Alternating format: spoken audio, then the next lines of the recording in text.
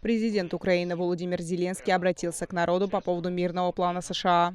Как сообщает РБК Украины, видеообращение опубликовано в социальных сетях. Зеленский отметил, что сейчас Украина может оказаться перед очень сложным выбором. Сейчас один из самых тяжелых моментов нашей истории. Сейчас оказывается тяжелое давление на Украину. Сейчас Украина может оказаться перед очень сложным выбором. Или потери достоинства, или риски потери ключевого партнера, сказал президент Украины. Зеленский рассказал о выборе. Или сложные 28 пунктов, или крайне тяжелая зима. Самые тяжелые и дальнейшие риски. Он подчеркнул, что ответ на это он дал 20 мая 2019 года во время присяги на верность Украине, когда обязался защищать суверенитет и независимость Украины, отстаивать права и свободы граждан. И каждый день, каждому ее слову я берегу верность. Я никогда ее не предам. Национальный украинский интерес должен быть учтен. Мы не делаем громких заявлений.